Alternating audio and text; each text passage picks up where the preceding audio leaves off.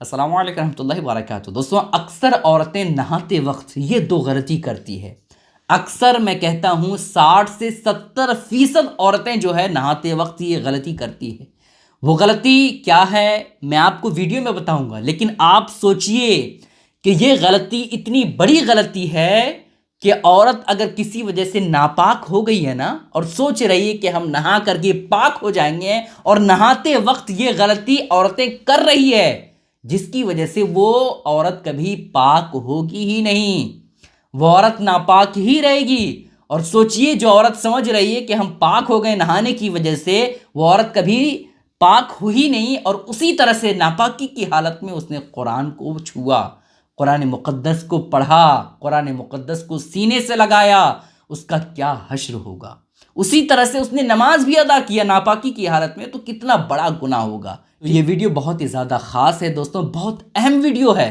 हर शख्स को देखना चाहिए ताकि अपने घर की औरतों की इस्लाह कर सके कि ये गलती आपको नहीं करनी है। औरतों को तो ज़रूरी देखना चाहिए ताकि वो खुद की इस्लाह कर सके और अपने घर की बच्चियों और बेटियों और बहनों की इस्लाह कर सके। ठीक है, वो गलती कौन सी है जो अक्सर औरतें करती है और जिसकी वजह से गुस्ल ही नहीं होता है, जिसकी वजह से औरतें कभी पाक ही नहीं होती है। आपको मैं बताता चलूँ। देखें दोस्तों, गुस्ल करने का सही तरीका और आसान तरीका क्या है वो आप पहले जान लीजिए। गुस्ल करने का तरीका ये है कि जब भी आप नहाने के लिए जाएं तो सबसे पहले आप दोनों हाथों को जो है वो यहाँ तक धो दें।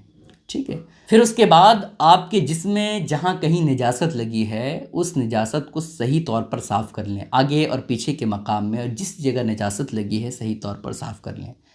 उसके बाद जो है वज़ू करें, जिस तरीके से नमाज के लिए वज़ू किया जाता है उसी तरह से वज़ू करें। वज़ू करने का तरीका क्या है कि आप पहले कुल्ली करें, नाक में पानी डालें, उसके बाद जो है चेहरे को धोएं, है ना। चेहरे की हद ये बयान हुई है, पेशानी के बाल के उगने की जगह से लेकर के ठुड्डी के नीचे तक, एक कान की लौ से दूसरे कान तक, है ना। यहाँ सही तौर पर आप क्या करें, चेहरे को धोएं। उसके बाद दोनों हाथों को कहनियों समेत धोएं, है ना। उसके बाद चौथाई सर का मसा करें। उसके बाद जो है दोनों पाँव को टखने समेत धोएं। ये आप इस तरीके से वज़ू कर लिए।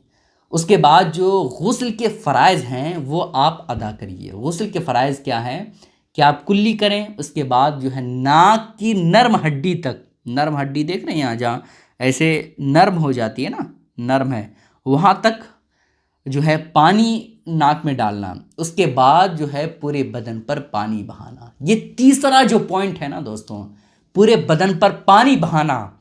अगर पूरे बदन में पानी बहाने में अगर एक सुई के बराबर या एक बाल के बराबर भी कहीं भी छूट गया तो ऐसी कैफियत में आपका गुस्ल होगा ही नहीं। आप जो पाक हो रहे हैं वो आप पाक होंगे ही नहीं। चूंकि फ़र्ज का मामला ये है कि फ़र्ज को अदा करने में अगर एक सुई के बराबर भी कमी रह गई तो ऐसी कैफियत में वो फ़र्ज अदा ही नहीं होगा। ठीक है, तो गुस्ल में क्या है कि पूरे बदन पर, पूरे ज़ाहिरी बदन पर पानी बहाना है आपको, और उस बहाने में एक सुई के बराबर भी अगर पानी नहीं पहुंचा कहीं भी तो इसी कैफियत में वो गुस्ल नहीं होगा, पाक होंगे ही नहीं। ठीक है, तो अब आइए आपको पॉइंट की तरफ लेकर के चलते हैं। औरतें आजकल बड़ी तादाद में, अक्सर औरतें जो है वो लिपस्टिक लगाती हैं, और जब औरतें लिपस्टिक लगाती हैं ना तो एक लेयर बन जाता है होंठ के ऊपर, जो है वो एक तह बन जाता है लिपस्टिक लगाने की वजह से, जिसकी वजह से आपने देखा होगा औरतें जब पानी पीती है लिपस्टिक लगा करके तो वो पानी जो है वो होंठ तक नहीं पहुंच पाता है। लिपस्टिक के लगाने की वजह से जो तह बन जाता है वो ऊपर ही रहता है। समझ रहे हैं आप? तो आप खुद सोचिए, जो औरतें नहाएंगी और लिपस्टिक को सही तौर पर साफ़ करके नहीं नहाएंगी तो ऐसी कैफियत में पानी जो है वो होंठ तक नहीं पहुंचेगा। और गुस्ल का तीसरा जो फ़र्ज़ है वो ये कि पूरे ज़ाहिरी बदन पर पानी बहाना है। तो पानी कहाँ बहा? चूँकि होंठ जो है वहाँ लिपस्टिक लगा हुआ था, जिसकी वजह से पानी जो है वो अंदर तक, होंठ तक पहुँच ही नहीं पाया। लिपस्टिक ने उसको रोक दिया, जिसकी वजह से औरत जो नापाक हो गई थी किसी वजह से और पाक होना चाहती थी नहा करके, वो औरत अगरचे 1 घंटे तक सही तौर पर पानी बहाया और होंठ में लिपस्टिक लगा रहा तो ऐसी कैफियत में उसका गुस्ल होगा ही नहीं, वो पाक होंगे ही नहीं। और उसी तरह से औरत ने गुस्ल किया और समझी कि हम पाक हो गए, और उसी तरह से कुरान मुक़द्दस को छुआ, कुरान मुक़द्दस को पढ़ा, कुरान मुक़द्दस को सीने से लगाया।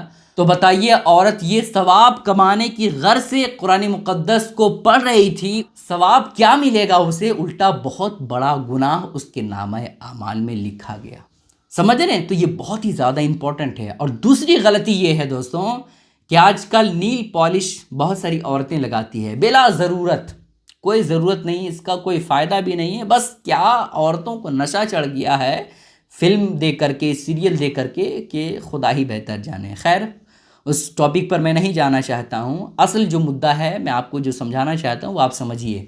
नील पॉलिश औरतें लगाती है, नील पॉलिश के लगाने की वजह से वो वहाँ भी एक जो है वो लेयर एक अलग बन जाता है ना।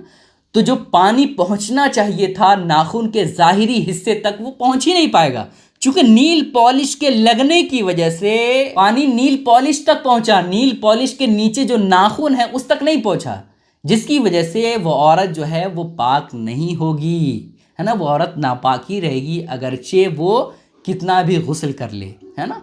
तो जब भी औरतें गुस्ल करें, जब भी औरतें नहाएं, तो पहले जो होंठ पे लिपस्टिक लगी हुई है वो सही तौर पर खुरेच लें, सही तौर पर क्या करें, साफ़ कर लें। इसी तरह से जो नील पॉलिश औरतें लगाई हुई है वो सही तौर पर खुरेच करके साफ़ कर लें। अगर साफ़ नहीं करेंगी तो ऐसी कैफियत में आपका गुस्ल होगा ही नहीं, आप गोया कि नापाक ही हैं, पाक नहीं हुए। और उसी तरह से अगर आप नमाज़ पढ़ेंगे, उसी तरह से आप कुरान की तिलावत करेंगे, तो सवाब क्या मिलेगा? उल्टा बहुत गुनाह आपके नामे आमाल में लिखा जाएगा। ठीक है, बहुत सारे लोग इस बारे में नहीं जानते हैं, तो मैंने बता करके अपनी जिम्मेदारी पूरी की। अब आपकी जिम्मेदारी है कि इस वीडियो को दूसरों तक शेयर करके अपनी जिम्मेदारी पूरी करें। इस वीडियो को शेयर ज़रूर कीजिएगा दोस्तों, ताकि हर शख्स को इसका इल्म हो जाए। अस्सलाम वालेकुम रहमतुल्लाहि व बरकातहू।